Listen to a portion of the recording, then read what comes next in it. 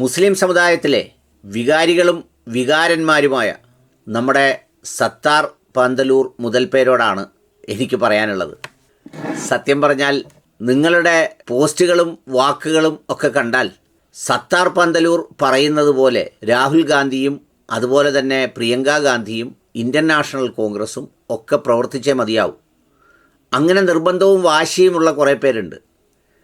നമ്മുടെ അവരവരുടെ സ്വകാര്യ കാര്യങ്ങളിലോ നമ്മുടെ മറ്റു പല ഇടങ്ങളിലോ ഒന്നും നമുക്ക് പോലും തീരുമാനമെടുക്കാൻ കഴിയാതെ വരുന്ന സാഹചര്യം സ്വയമുണ്ടെന്ന് തിരിച്ചറിയുമ്പോഴും നമുക്ക് പല കാര്യങ്ങളെക്കുറിച്ചും വലിയ നീളൻ അഭിപ്രായമാണ്. ഏതായാലും സത്താർ പന്തലൂർ എഴുതുന്നത് കണ്ട് പിന്നെ അതിൻ്റെ കൂടെ ഫ്രട്ടേണിറ്റി അങ്ങനെ പറയുന്ന ആരാണ്ട് ഒരാളിൻ്റെ പ്രസിഡൻറ്റും പറഞ്ഞേക്കുന്നു, രാഹുൽ ഗാന്ധിയുടെ മൗനം ദുരൂഹം, പ്രിയങ്ക ഗാന്ധി അപ്രത്യക്ഷമായത് അന്വേഷിക്കണം. സത്യം പറഞ്ഞാൽ ഞാനൊക്കെ വിചാരിച്ചിരുന്നത് പൊതുവിൽ കുറച്ച് വിവേകശൂന്യമായ വികാരം ഈ സമുദായത്തിൻ്റെ കുറഞ്ഞിട്ടുണ്ടെന്നുള്ളതാണ്. അങ്ങനെ കുറഞ്ഞിട്ടുണ്ട്. എന്നാലും ചില വികാരികൾ അങ്ങ് ചാടിത്തുള്ളി കളിക്കുകയാണ്. അതൊക്കെ എടുത്ത് സ്റ്റേറ്റ്മെൻറ്റുകളായിട്ട് അങ്ങോട്ട് വീശി അടിക്കാൻ മറ്റു കുറേ പേരും. നിങ്ങൾ ഇങ്ങനെ അങ്ങോട്ട് തുടങ്ങിയാൽ ആരുണ്ടാവും അവസാനം കൂടെയെന്ന് വല്ല വിചാരമുണ്ടോ? സത്താർ പന്തലൂരിന് ഇന്ത്യ പോലൊരു മഹാരാജ്യത്തിൻ്റെ ചിന്തകളെ അല്ലെങ്കിൽ ഫ്രട്ടേണിറ്റിയുടെ സംസ്ഥാന അധ്യക്ഷന് ഈ പറയുന്ന രാജ്യത്ത് 2-3 ദിവസമായി നടക്കുന്ന പാർലമെൻറ്റിലും അതിനനുബന്ധമായും രാഷ്ട്രീയമായും ഒക്കെ നടക്കുന്ന ചർച്ചകളുടെയും അത്തരം കാര്യങ്ങളുടെയും ആ ഗതിവിഗതികളെയൊക്കെ സ്വാധീനിക്കാൻ കഴിവുണ്ടോ? മുസ്ലിം സമുദായം അരികുവൽക്കരിക്കപ്പെടുന്നു എന്ന് അലമുറയിട്ട് പറയുമ്പോഴും അത് സ്വയം ഒരു അരികുവൽക്കരിക്കലാകാൻ വേണ്ടി തങ്ങളുടെ സംഭാവന എന്ത് നൽകണം എന്ന് സ്വയം ആലോചിച്ചുകൊണ്ട് അതിൽ ഗവേഷണ ബിരുദമെടുത്തവരാണ് ചില ആളുകളൊക്കെ ഇപ്പോഴും ഇതിലുള്ളത്. നേരം വെളുത്തിട്ടില്ലെന്ന് മാത്രമല്ല, ഈ പറയുന്ന പകൽ വെളിച്ചത്തിൽ ഒന്നും കാണുന്നുമില്ല. അതുകൊണ്ട് ഈ വികാരം എങ്ങും കൊണ്ടെത്തിക്കില്ലെന്നും ആ വികാരത്തിനെയൊക്കെ വെറുതെ പ്രസക്തിക്ക് വേണ്ടി എഴുതുന്ന അഭ്യാസങ്ങൾക്കപ്പുറത്ത് ഒരു ചുക്കും ചുണ്ണാമ്പുമില്ലെന്ന രീതിയിൽ സമുദായം തിരിച്ചറിയുകയും മനസ്സിലാക്കുകയും ചെയ്യേണ്ടതുണ്ട്. ഇല്ലെങ്കിൽ അടിയും കൊണ്ട് പുളിയും കുടിച്ച് തെക്ക് വടക്കോടുമ്പോൾ ഒരു പട്ടി പോലും തിരിഞ്ഞു നോക്കാൻ കാണില്ല എന്ന് പറയുന്ന പ്രയോഗം ഇച്ചിരി കടുത്തതാണെങ്കിലും അതൊരു സത്യം കൂടിയാണ് എന്ന് തിരിച്ചറിയേണ്ടതുണ്ട്. പാർലമെൻറ്റിൽ കഴിഞ്ഞ ദിവസം വഖഫ് ബില്ലുമായി ബന്ധപ്പെട്ട ബില്ലവതരണം നടന്നു. ആ ബില്ലവതരണത്തിൽ ഇന്ത്യ സഖ്യം ഒറ്റക്കെട്ടായി അതിനെ എതിർത്തു എന്ന് മാത്രമല്ല, ഏതാണ്ട് 50ഓളം വോട്ടുകൾ ക്രോസ് വോട്ടും നടന്നിട്ടുണ്ട്. ഏതാണ്ട് കുറേ വോട്ടുകൾ ക്രോസ് വോട്ടുകൾ നടന്നിട്ടുണ്ടെന്നാണ് ഈ കണക്കിൽ ഭൂരിപക്ഷം എണ്ണി നോക്കിയാൽ കാണുന്നത്. അതെല്ലാം പോട്ടെ, ഈ ഇന്ത്യ മുന്നണിയായി ഒരു ഇലക്ഷന് ജയിച്ചു എന്നതൊഴിച്ചാൽ പിന്നീട് വ്യത്യസ്ത അഭിപ്രായങ്ങളുമായി വിവിധ തലങ്ങളിൽ നിന്ന മുഴുവൻ ആളുകളെയും ഏകോപിപ്പിക്കുന്നതിന്, അതിനെയെല്ലാം ചുക്കാൻ പിടിച്ച് അതെല്ലാം രൂപപ്പെടുത്തുന്നതിൽ വലിയ പങ്കാണ് പ്രതിപക്ഷ നേതാവ് രാഹുൽ ഗാന്ധിയും കോൺഗ്രസും നടത്തിയതെന്ന് ഇന്നലെ സമ്മേളനം കഴിഞ്ഞ് ഇറങ്ങി പുറത്തു നിന്നുകൊണ്ട് നമ്മുടെ ET മുഹമ്മദ് ബഷീർ സാർ ഇട്ട ഒരു പോസ്റ്റിൽ പറയുന്നുണ്ട്.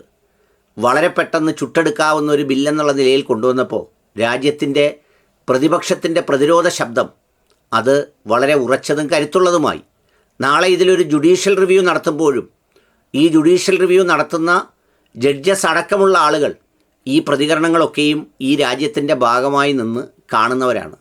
ആ രാഹുൽ ഗാന്ധി സഭയിലില്ലെന്നതായിരുന്നു ആദ്യം ഉണ്ടായ കുറേ വാർത്ത. അത് കഴിഞ്ഞ് പിന്നെ വന്നത് അദ്ദേഹം മിണ്ടിയില്ലത്രേ. രാജ്യത്തിൻ്റെ തെരുവുകളിൽ മുഴുവൻ നടന്ന് ഉറക്കെ നിർഭയമായി ഇന്ത്യൻ രാഷ്ട്രീയത്തിൽ വിളിച്ചു പറഞ്ഞ ഒരാളാണ് രാഹുൽ ഗാന്ധി. സത്താർ പന്തലൂരിന് ഇഷ്ടമല്ലാത്തതുകൊണ്ട് രാഹുൽ ഗാന്ധി ഇങ്ങ് മത്സരിക്കാൻ വയനാട് വന്നപ്പോഴും അന്നും അദ്ദേഹത്തിന് ചെറിയ ഒരു ഏനക്കേടുണ്ടായിരുന്നു. ഞാനിപ്പോൾ ഓർക്കുന്നു എന്തോ ഒരു കുറിപ്പൊക്കെ. മുസ്ലിം ന്യൂനപക്ഷത്തിൻ്റെ സീറ്റ് തട്ടിയെടുത്തു എന്നുള്ളതായിരുന്നു അന്ന് സത്താർ പന്തലൂരിൻ്റെ ഏനക്കേടെന്നാണ് ഞാൻ മനസ്സിലാക്കുന്നത്. അത് കഴിഞ്ഞ് ഇത്രയും ത്യാഗം സഹിച്ച ഈ രാഹുൽ ഗാന്ധി തന്നെ നിരവധി തവണ EDയും അതുപോലുള്ള ഏജൻസികളും രാപകലില്ലാതെ ചോദ്യം ചെയ്തു മണിക്കൂറുകളോളം. 2-3 മുൻ പ്രധാനമന്ത്രിമാർ ജീവിച്ച വസതിയിൽ ജീവിച്ച ഒരാളാണ്, അവരുടെ പിൻതലമുറക്കാരനാണെന്ന് ഓർക്കണം. പിന്നെ വിവിധ കോടതികളിൽ FIR ഒത്തിരി, പിന്നെ സ്ഥാനം റദ്ദാക്കൽ, ഇതൊക്കെ അനുഭവിച്ച ആളാണ് പുള്ളി. സത്താർ പന്തലൂർ എന്താണ് ഈ സമുദായത്തിന് വേണ്ടി അനുഭവിച്ചിട്ടുള്ളത്? വല്ലതും ഉണ്ടോ? ആ പ്രദേശത്തിന് വേണ്ടിയോ ആ നാടിനു വേണ്ടിയോ ഇതിൻ്റെ സുഖമല്ലാതെ എന്തെങ്കിലും പ്രയാസങ്ങൾ അനുഭവിച്ചിട്ടുണ്ടോ? ഏതായാലും അവിടെ ഈ ചർച്ചയുണ്ടാക്കിയതും എന്ത് നിലപാട് സ്വീകരിക്കണമെന്ന് തീരുമാനിച്ചതും ആരൊക്കെ വർത്തമാനം പറയണമെന്ന് തീരുമാനിച്ചതുമൊക്കെ ആ പാർട്ടിയുടെ ഉത്തരവാദിത്തപ്പെട്ടവരാണ്. കിരൺ റിജ്ജുവിനെ പോലൊരു മന്ത്രി അവതരിപ്പിക്കുന്ന ഒരു പ്രമേയത്തിൽ രാജ്യത്തിൻ്റെ പ്രതിപക്ഷ നേതാവ് ചർച്ച ചെയ്യണോ എന്നുള്ളതും, അതുപോലെ തന്നെ ഉറച്ച നിലപാട് സ്വീകരിച്ച് ഇന്ത്യയുടെ വിവിധ ഭാഗങ്ങളിൽ നിന്നുള്ള വ്യത്യസ്ത ജാതിയിലും മതത്തിലും പെട്ട എം പിമാരെ, കേരളത്തിൽ നിന്ന് IB ഈഡൻ അടക്കം, അങ്ങ് പഞ്ചാബിൽ നിന്നൊരു സർദാർജി അടക്കം, നോർത്ത് ഈസ്റ്റിൽ നിന്ന് സൗരവ് ഗൊഗോയി അടക്കം, പിന്നെ എല്ലാത്തിലും ഉപരി KC വേണുഗോപാലൊക്കെ ചെറുതായി തോന്നുന്നത്.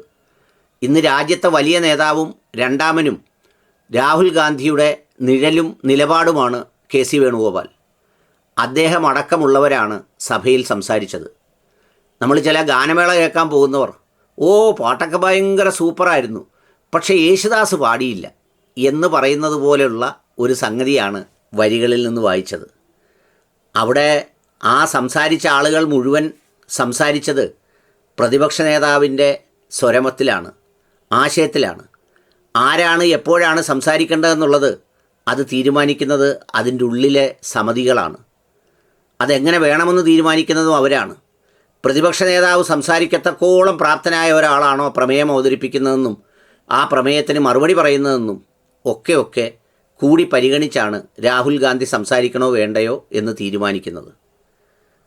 പ്രധാനമന്ത്രി പോലും സഭയിലുണ്ടായിരുന്നില്ല, അദ്ദേഹം യാത്രയിലായിരുന്നു.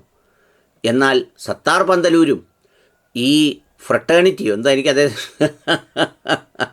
എന്തെല്ലാം പേരുകളാണ്, അതുപോലുള്ള ആളുകളൊക്കെ പറയുന്നത് അത് ദുരൂഹം, ആ മൗനം ഗുരുതരം. എന്ത് മൗനം ഗുരുതരമാണ്? പാർലമെൻറ്റിൽ പറയേണ്ട കാര്യം നിർഭയമായി ഉറക്കെ പറഞ്ഞ് അതിൻ്റെ പ്രത്യാഘാതം സ്വാഭാവികമായി നേർക്ക് നേരെ അനുഭവിക്കുന്ന ഇന്ത്യയിൽ ഇന്നൊരു പക്ഷേ ഏക നേതാവാണ് പുള്ളി. അതുകൊണ്ട് സത്താർ പന്തലൂരിന് എന്തെങ്കിലും പുള്ളിയെ കാണുമ്പോൾ ചതുർത്തിയോ പേരിനോട് ചതുർത്തിയോ അല്ലെങ്കിൽ വേറെന്തെങ്കിലും കരാറോ ആ വിഷയത്തിലുണ്ടെങ്കിൽ അത് സമുദായത്തിൻ്റെ വികാരമായി വെച്ച് വെറുതെ അലക്കി ഇതിനെ സഹായിക്കാനുള്ളവരെ കൂടി വഴിയാധാരമാക്കരുത്. കാരണം ഈ വിഷയത്തിൽ ജാതിമത വ്യത്യാസമന്യേ കേരളത്തിലെ എല്ലാ കാലത്തും ഈ രാഹുൽ ഗാന്ധിയുടെ പാർട്ടിയുടെ ഉറച്ച പിന്തുണയായി നിൽക്കുന്ന ആ സമൂഹത്തിൽപ്പെട്ട അതിലെ വലിയ മതപുരോഹിതന്മാരടക്കമുള്ളവർ എതിർത്തോട്ട് ചെയ്യണം എന്ന് പറഞ്ഞപ്പോൾ ആ നിലപാടിനെ തള്ളിക്കൊണ്ട് ഇത് നാളെ എല്ലാവർക്കും വരാവുന്നതാണ് എന്ന് പറഞ്ഞ് ഒരു നിലപാട് സ്വീകരിച്ച ആ സംഗതിയെ അഭിനന്ദിക്കുന്നതിന് പകരം മൂക്കറ്റം ബിരിയാണി കഴിച്ച ശേഷം അതിനകത്തെ പൂവമ്പഴം ഇച്ചിരി വലുതായിപ്പോയി എന്നൊരു കുറവ് പറയുന്നത് പോലെയാണ് അതിനകത്ത് വെച്ച അഭിപ്രായം. അതുകൊണ്ട് അത് വളരെ കഷ്ടമാണ്. പിന്നെ രണ്ടാമത്തേത് പ്രിയങ്ക ഗാന്ധി. അവർക്ക് രോഗചികിത്സയുമായി വിദേശത്താണെന്ന് പറയുമ്പോൾ അതിൻ്റെ ഗൗരവം മനസ്സിലാക്കാൻ കഴിയും സാധാരണ സാമാന്യ ബുദ്ധിയുള്ളവർക്ക്. എന്തായിരിക്കും അവർക്ക് ഒഴിച്ചുകൂടാൻ വയ്യാത്ത കണ്ട് കാര്യമാണോ? അതിന് പറയുന്നത് അവരങ്ങ് ഒളിച്ചോടി. എവിടെ ഒളിച്ചോടിയെന്നാ? അങ്ങനെ ഒളിച്ചോടാനാണെങ്കിൽ ഇവർക്ക് രണ്ടുപേർക്കും സുഖമായി ഇറ്റലിയിലോ ജർമ്മനിയിലോ അമേരിക്കയിലോ പോയി വളരെ സുഖകരമായി ജീവിക്കാനുള്ള ഐഡൻറ്റിറ്റിയും മേൽവിലാസവും പാരമ്പര്യവും എല്ലാം അവർക്കുണ്ട്. ഇവിടെ ഇതുപോലൊരു കടുത്ത ഫൈറ്റിൽ മുന്നിൽ നിന്ന് ഫൈറ്റ് ചെയ്യുന്ന ആളുകളെ അതിനുവേണ്ടി ജാതിമത വ്യത്യാസമില്ലാതെ ഈ മതേതര പാർട്ടികളാകെയും ഒരുമിച്ച് നിന്ന് വർത്തമാനം പറഞ്ഞ കഴിഞ്ഞ 2-3 മണിക്കൂറുകളിൽ, പോസ്റ്റുകൾ കണ്ട വ്യത്യസ്തമായ മണിക്കൂറുകളിൽ ജിൻഡോ ജോണിനെ പോലെയും താര ടോജോ അലക്സിനെ പോലെയും ഉള്ളവരൊക്കെ ഫേസ്ബുക്കിൽ സ്ഥിരമായി എഴുതുന്നവരുടെ പേരുകളാണ്. അവരൊക്കെയും പ്രതികരിച്ച സംഭവത്തിൽ അവസാനം വൈകുന്നേരമാവുമ്പോൾ ഇത്തരം ഉപ്പില്ലാ ചിറ്റം കണ്ടുപിടിക്കുന്നത് പോലെ ന്യായം പറഞ്ഞിറങ്ങുന്നത് വളരെ മോശമാണ് ഉസ്താദെ. വികാരം നിയന്ത്രിക്കാൻ ഈ സമുദായം പഠിക്കണം. നമ്മളൊക്കെ വിചാരിക്കുന്നത് പോലെ തന്നെ എല്ലാം 1, 2, 3, 4 എന്ന തരത്തിൽ കാര്യങ്ങൾ നടക്കണമെങ്കിൽ സത്താർ പന്തലൂർ ജി AICCയുടെ അധ്യക്ഷനാവണം.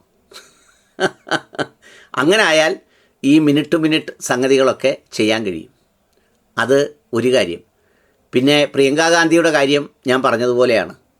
അവർക്ക് എന്തെങ്കിലും അടിയന്തരമായ രോഗസംഗതികളോ അത്തരം കാര്യങ്ങളോ ഉണ്ടെങ്കിൽ അതിനുവേണ്ടി പോയത് ആയിരിക്കും എന്ന ബോധ്യം, അല്ലെങ്കിൽ അവരെടുത്തിട്ടുള്ള മുൻകാലത്തെ നിലപാടുകൾ. സാധാരണ ബൈബിളിലൊരു വചനം ഞാൻ കേട്ടിട്ടുണ്ട്, ഒരു മനുഷ്യനെ വിലയിരുത്തേണ്ടത് അയാളുടെ മൊത്തം ജീവിത കാഴ്ചപ്പാടുകളെ നോക്കിയാവണം. അതിനു പകരം മുസ്ലിം സമുദായത്തിലെ കുറേ പേർക്ക് അപ്പം കാണുന്നൊരു വികാരം വെച്ച് അങ്ങ് കാച്ചി തകർത്തേക്കുക. മുസ്ലിം സമുദായത്തിലെ നേതാക്കളാരും പ്രധാനമന്ത്രിയെ കണ്ടുകൂടാ, ആഭ്യന്തരമന്ത്രിയെ കണ്ടുകൂടാ, കണ്ടുപോയാൽ ഭയങ്കര ഒച്ചപ്പാടും ബഹളമൊക്കെയാണ്. എന്നാണ് ഈ വികാരങ്ങളൊക്കെ ഒന്ന് മാറ്റിവെക്കുന്നത്? അത്തരം വികാരങ്ങൾ കൊണ്ട് എന്ത് ഗുണമാണുള്ളത്? ഏതെങ്കിലും ഒരാൾ എന്തെങ്കിലും ഒരു അനുകൂലമായി പറയുമ്പോൾ ആഹാഹാ, അവർ എതിർത്ത് പറയുമ്പോൾ ഓഹോഹോ എന്ന് പറഞ്ഞ് പിന്നെ പച്ചത്തെറിയും അതും ഇതുമൊക്കെ ആയിട്ട് നടക്കുന്നുണ്ട്. എന്താ ഗുണം? ഞാനൊരു ഉദാഹരണം പറയട്ടെ. പാലാ ബിഷപ്പ്, കല്ലറങ്ങാട്ട ബിഷപ്പ്, അദ്ദേഹത്തിൻ്റെ സഭയ്ക്കകത്തൊരു പരിപാടിക്കിടയിൽ അവിടെ ഉള്ളവരോട് ഒരു അഭിപ്രായം പറഞ്ഞു. ആ പറഞ്ഞ അഭിപ്രായം വീഡിയോയിലെടുത്ത് ആരോ പുറത്തിട്ടു, അല്ലെങ്കിൽ ആ ശബ്ദരേഖ പുറത്തു വന്നു. അതിനോട് സമൂഹത്തിലുള്ളവരൊക്കെ പ്രതികരിച്ചു പല രീതിയിൽ. ആ പ്രതികരണത്തിനപ്പുറത്ത് പിന്നീട് കുറച്ച് ആളുകളെ കൂട്ടിക്കൊണ്ടുവന്ന് അങ്ങ് പാലാ ബിഷപ്പ് ഹൗസിലേക്ക് ഒരു മാർച്ച് നടത്താൻ കുറേ ആളുകൾ ഇറങ്ങി പുറപ്പെട്ടു. അവരോട് ആരെങ്കിലും പറഞ്ഞാൽ കേൾക്കുമോ? അതിൻ്റെ ആവശ്യമില്ലയെന്ന്. അങ്ങനെ പറയുന്നവനൊക്കെ മുട്ടിലെഴയുന്നവനും പേടിച്ചവനും അവൻ അങ്ങനെ ചെയ്യുന്നവനുമൊക്കെയാണ്. അപ്പോൾ എന്താ സംഭവിച്ചത്? മറുവശത്ത് ബിഷപ്പിനെ സംരക്ഷിക്കാൻ RSSും BJPയും PC പോലുള്ളവരും രംഗത്തിറങ്ങി. ബിഷപ്പിന് എന്തെങ്കിലും സംഭവിച്ചോ? ഇല്ല. എന്താ ഉണ്ടായത് അവസാനം? അതൊരു കൊടിയ ശത്രുതയും വലിയ വിഷയവുമായി വളർത്തിക്കൊണ്ടുവന്നു. അതുകൊണ്ട് വികാരം കൊണ്ട്, ആവേശം കൊണ്ട് അതിനങ്ങ് ആരവം മുഴക്കി ഫേസ്ബുക്ക് ഉണ്ടെന്ന് വിചാരിച്ചെഴുതി അപ്പോഴത്തേക്ക് കിട്ടുന്ന മൈക്കിലൊക്കെ പ്രസംഗിച്ച് കഷ്ടമാണ്. ഈ സമുദായത്തിൽ യഥാർത്ഥത്തിൽ അടിസ്ഥാന വർഗത്തിൽപ്പെട്ട ആളുകളുടെ അവസ്ഥ എന്തുവെന്നറിയോ? അവർ ഈ അരികുവൽക്കരണത്തിൽ വലിയ വേദനയിലും ദുഃഖത്തിലും പ്രയാസത്തിലുമാണ്. അവർക്ക് വേണ്ടി ആരെങ്കിലും സംസാരിക്കാനുണ്ടെന്നറിയുന്നത് പോലും അവർക്ക് ആവേശമാണ്. അവർ പ്രതിരോധിക്കാൻ ആരെങ്കിലും, പറയാൻ ആരെങ്കിലും ഉണ്ടെന്ന് കേൾക്കുന്നത് ഒരു സന്തോഷമാണ്. ആ സന്ദർഭത്തിലാണ് ഇത്തരം ചില വ്യക്തിപരമായ അജണ്ടകളും കൊണ്ട് രംഗത്തിറങ്ങുന്നത്. കഷ്ടം, അല്ലാതെ എന്ത് പറയാനാണ്?